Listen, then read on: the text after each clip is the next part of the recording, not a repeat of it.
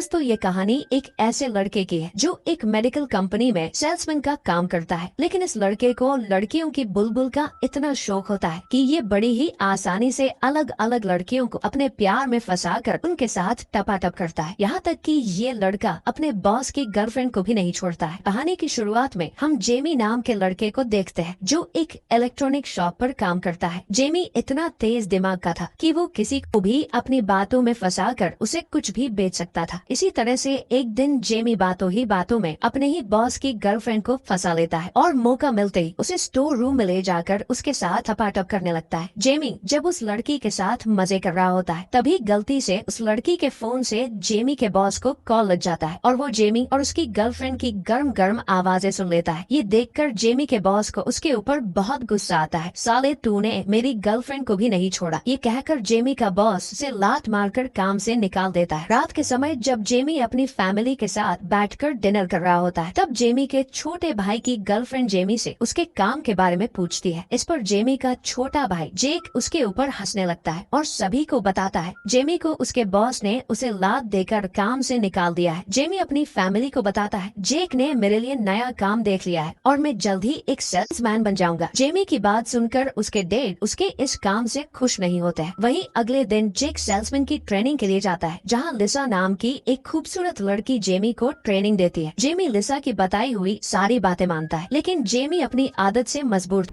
अरे सुधरो रे अभी तो।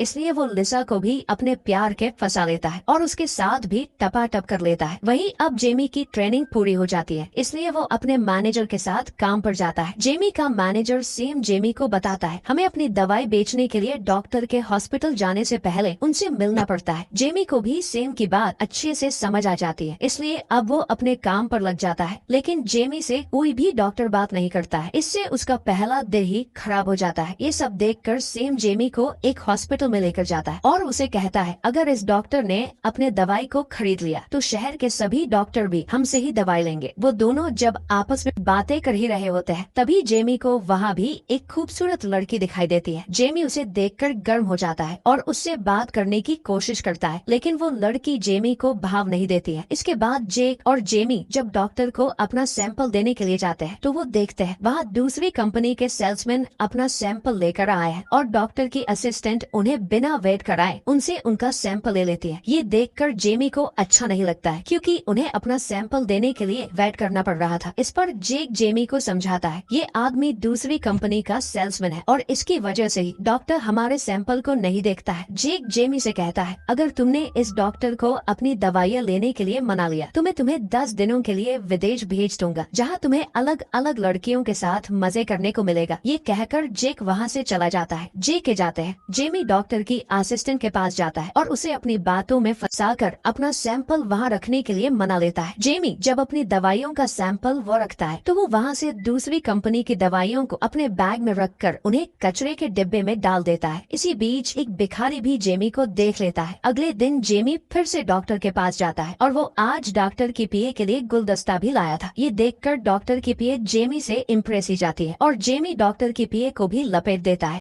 सही खेल गया बेंच। इसके बाद जेमी डेली अपनी दवाइयाँ वहाँ रखने लगता है और दूसरी कंपनी की दवाइयों को कचरे में फेंकता है। वहीं एक दिन जेमी को लिफ्ट में वही खूबसूरत लड़की मिलती है जिसे उसने जेक के साथ पहली बार देखा था। दरअसल ये लड़की भी सेल्समैन होती है। जेमी उस लड़की को अपनी बातों में फंसाने लगता है लेकिन वो लड़की जेमी से कहती है मैं एक डॉक्टर से शादी करने वाली हूँ इसलिए तुम्हें मेरी बुलबुल के सपने देखना छोड़ देना चाहिए। एक दिन जेमी डॉक्टर नाइट के पास जाता है और उन्हें कहता है मुझे एक दिन के लिए तुम्हारे साथ रहना है, इसके लिए मेरी कंपनी आपको 80,000 रूपए देगी। तो डॉक्टर भी जेमी को बात मान जाता है। अगले दिन जेमी डॉक्टर के साथ होता है जहाँ डॉक्टर जेमी को मेरी नाम की लड़की से मिलवाते हैं जिसे एक बहुत बड़ी बीमारी होती है। दरअसल दोस्तों इस बीमारी में मरीज अपने शरीर पर कंट्रोल नहीं कर पाता है। जेमी को मेरी काफी पसंद आती है इसलिए वो उसे अपनी कार में बिठाकर घर छोड़ने के लिए जाता है लेकिन रास्ते में जेमी मेरी से उसकी बुलबुल के बारे में बात करने लगता है। इससे मेरी को गुस्सा आता है और और वो जेमी को मारने लगती है और वहाँ से चली जाती है। अगले दिन जेमी डॉक्टर के पीए को कॉल करता है और उससे मेरी के नंबर ले लेता है। थोड़ी देर बाद जेमी के घर उसका भाई सेम आता। सेम जेमी को रोते हुए बताता है उसकी गर्लफ्रेंड ने उसे घर से बाहर निकाल दिया है क्योंकि उसकी भी जॉब चली गई है। तो जेमी सेम को अपने घर रुकने के लिए कहता है। इसके बाद जेमी मेरी को कॉल करता है। मेरी जेमी से पूछती है तुम्हें मेरा नंबर कहाँ से मिला है? तो जेमी उसे इस बारे में कुछ नहीं बताता और उसे शाम को कॉफी पर चलने के लिए कहता है। पहले तो मेरी उसे मना करती है लेकिन जेमी उसे अपनी बातों में फंसा लेता है। तो मेरी उसके साथ जाने के लिए तैयार हो जाती है। वहीं शाम के समय जेमी मेरी के साथ होता है जहाँ वो मेरी की खूबसूरती की काफी तारीफ करता है। जेमी देखता है मेरी की उंगलियां कांप रही है। ये देखकर जेमी उससे इसके बारे में पूछता है तो मेरी उसे कुछ नहीं बताती है। इसके बाद वो दोनों आपस में काफी बातें करते हैं। मेरी को भी जेमी काफी पसंद आता है लेकिन वो जेमी को उसके साथ सीरियस होने से मना कर देती है। इसके बाद जेमी मेरी घर चला जाता है जहाँ जेमी बुरी तरीके से मेरी की बुलबुल के मजे लेता है। इसी तरह से ये सिलसिला काफी दिनों तक चलता है। जेमी को जब भी मौका मिलता है वो मेरी के साथ टपाटप करता है। एक दिन जेमी जब दूसरी कंपनी की दवाइयों को डस्टबिन में फेंक रहा होता है तभी उसी कंपनी का सेल्समैन टॉम उसे देख लेता है और वो जेमी को बुरी तरीके से मारता है और टॉम जेमी को मेरी से दूर रहने के लिए भी कहता है। अगले दिन जेमी जब डॉक्टर के पास अपना सैंपल रखने के लिए जाता है तो वहाँ की असिस्टेंट जेमी को दवाइयाँ रखने से मना कर देती है। इसके बाद जेमी सीधा मेरी के घर चला जाता है। जेमी मेरी से टॉम के बारे में पूछता है तो मेरी जेमी को बताती है टॉम मेरा एक्स बॉयफ्रेंड था लेकिन अब मैंने उसे छोड़ दिया है। मेरी की बात सुनकर जेमी मेरी के साथ मजे करने लगता है लेकिन आज जेमी का औजार अच्छे से कम नहीं करता है। ये देखकर जेमी का दिमाग खराब हो जाता है। तो मेरी जेमी को समझाती है और उस कहती है तुम्हारी कंपनी एक ऐसी दवाई बना रही है जिससे आदमी मजे करते करते भी अपनी बीमारी को ठीक कर सकता है। मेरी को बात सुनकर जेमी खुश होता है और वो फिर से